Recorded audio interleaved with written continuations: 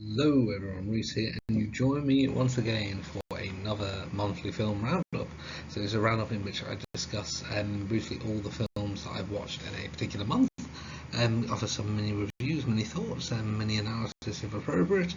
And it's going to be a shorter one this time, as it's been a bit of a busy month. So I've been away. I went to Rome with my fiance for a birthday.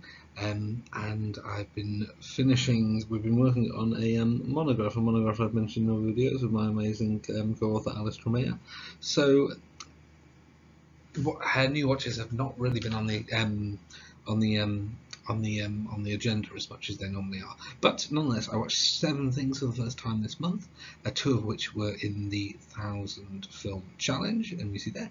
If you'd like to follow along with me, my Letterboxd account is on the slide there, and they're going to be on all subsequent slides. So join me as I head through this challenge of watching new things, attempting to eliminate this 1,000 film list. Let's begin. Let's discuss the films I watched this month.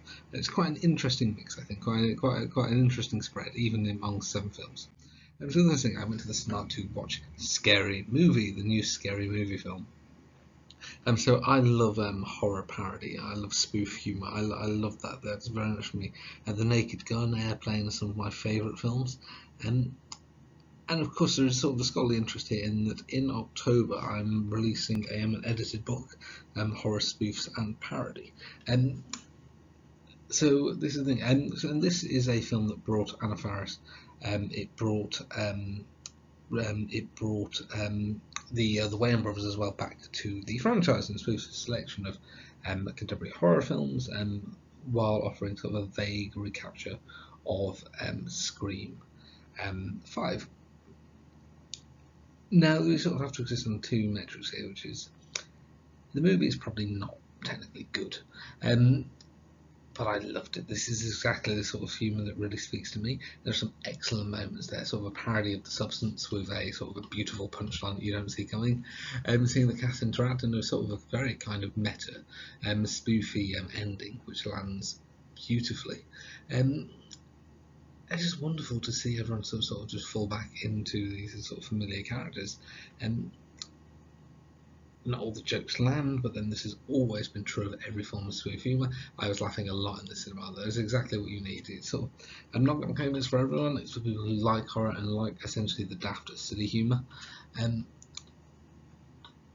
Silly humour spoofing horror films and spoofing some other things alongside, some of which I won't spoil. But yeah, this is something that just lands. It's something that works with me. I really enjoyed Scary Movie, and then yeah, if that's something of interest and sort of more discussions of these films, especially when we're getting nearer to my edited collection coming out. I'm bringing some of the contributors to that collection to discussions, because I think there's a lot more to be said and done. So from a very contemporary horror parody to a very historic one. Dr. Pickle and Mr. Pride, 100 years old, 101 I should say. One of the earliest, I think perhaps the earliest horror parody ever. Not the first parody ever. I mean, this is just talking some of the Buster Keaton Western parodies. A spoof of the Great Train Robbery in 1906, I think, made by the director of the Great Train Robbery, who was sort of casting kids in the roles. But yes, what am I saying? So this is a parody, as you may tell from the title, of the smash cinema hit Dr. Jekyll and Mr. Hyde, and the character of Dr. Pickle is played by Stan Laurel.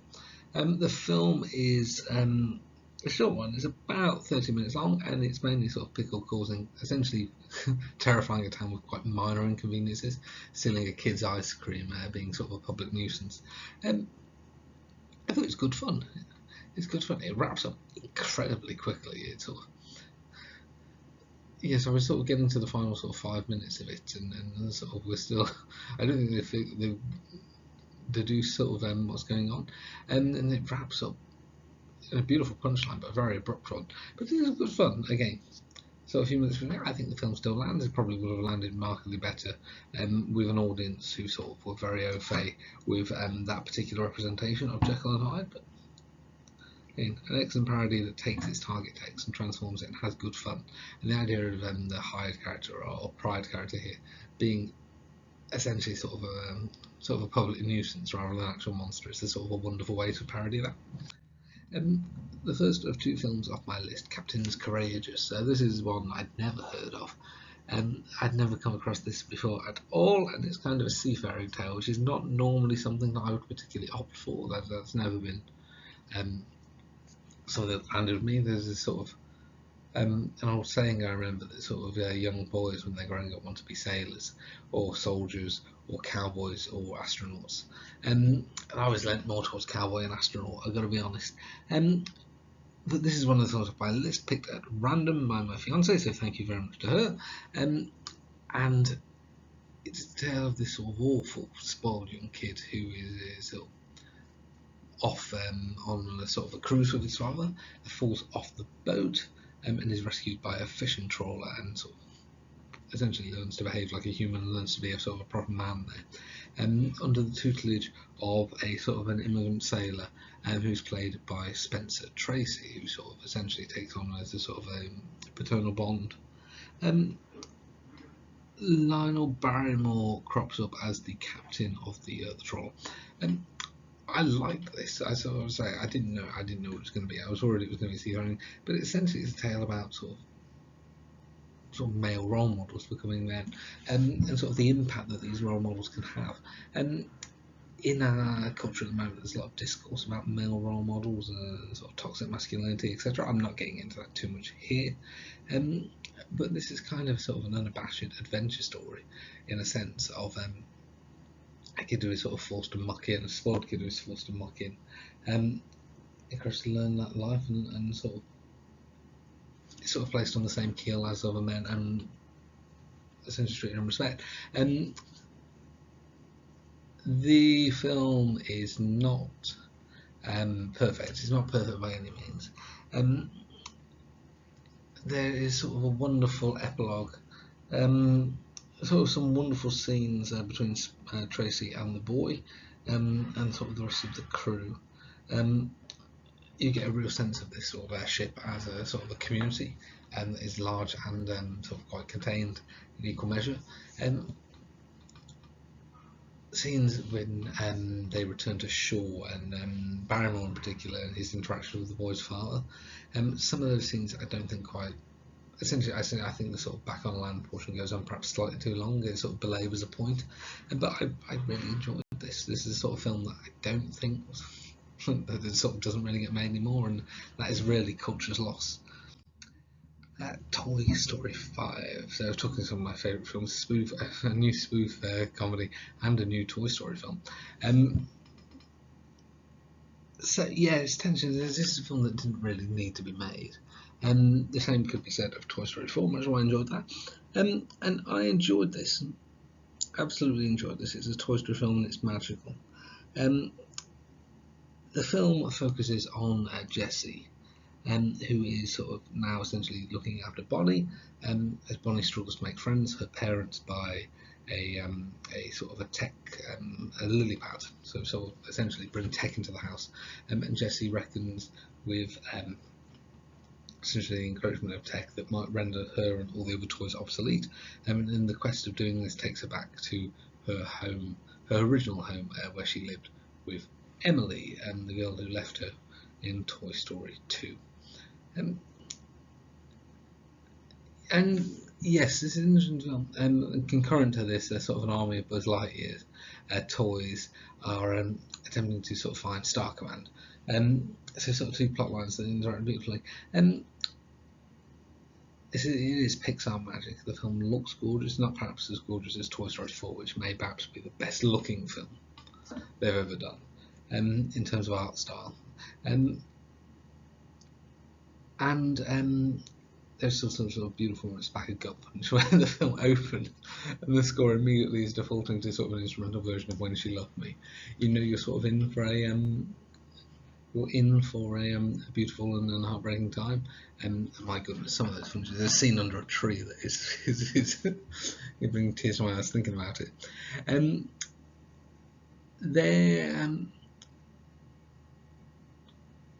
But perhaps so. I think this film, much though I enjoyed it, and I do enjoy it, it's a magical Toy Story. It's definitely the least good of all 5 Toy Story films, and it feels least necessary. And I think there's a sort of sense of kind of narrative economy, and some of the beats are not earned.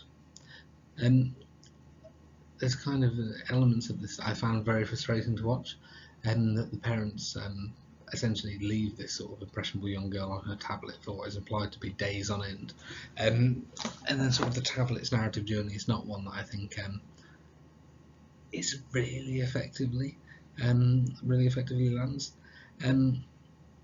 The end message as well, much though I like it, I think that's a good tone to strike. Again, I don't really know that it lands particularly. And although there is definite heart, it also has that vague feeling of, this is a sequel that we're making for monetary purposes. Of course, this is concurrent with sort of bringing Taylor Swift to a sort of, if you're talking about sort of people who are terminating online and making things solely about money. I mean, really, she's the go-to person, right? And I'm saying this after my Toy Story video last week, people were very much this is going to kill me. But yes, a magical Pixar film. This year we've had 2 really good Pixar films. We had Hoppers, we had Toy Story 5, and it captures lots of the magic. But perhaps is straining to capture it a little more than it used to. And the second film off my list, I would say I wasn't trying to do like a sort of Spencer Tracy double bill, it was Me and My Gal. So Tracy plays a sort of a police officer in a local community who is in love with a waitress in one of the nearby cafes. The waitress has a sister who is attracted to a sort of a dodgy local gangster. There's kind of a film with 2 halves almost, sort of the back and forth relationship between Spencer and his partner, who I forget, is it Joan Robinson? I forget the name of the actress. And then the crime side of it, which, if I'm frank, is less interesting. The real highlights of this are Spencer is Tracy interacting with the community, and one of the scenes where he's called out to essentially sort of a sporadic cast of characters in the community, and they're sort of addressing their worries and concerns, and this is where the film's strongest. Beautiful sequence as well where he is sitting with his partner and they're having a conversation, and then voiceover keeps sort of presenting their internal monologues throughout the scene. That I really liked. I think that landed really well. I say the current element of it was perhaps less interesting. It brings a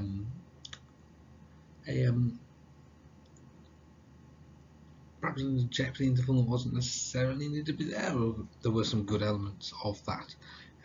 There is a scene in which the criminal is hiding within a house, and the Tracy character threatens to discover him and be killed if he discovers him. A genuinely intense sequence in what really is kind of, to this point, essentially a sort of a romantic comedy. I believe that I swear it's Robinson. I believe Robinson and Tracy, that would then go on to appear in several other films together. There's sort of an obvious chemistry there that really lands. I wrap up the month with 2 films that I watched on the same day. So in the morning, I watched Scooby-Doo Camp Scare. This was recommended to me, and I saw it on the television and went with it. So the gang are called to a local summer camp where there is a sort of a campfire urban legend who is terrorising them. I've been advised that once you get past some of the sort of the seminal Scooby-Doo animations, so you're talking The Witch's Ghost and Zombie Island and oh god, the alien one I don't remember, and Cyber Chase. Those 4 that were sort of the first ones.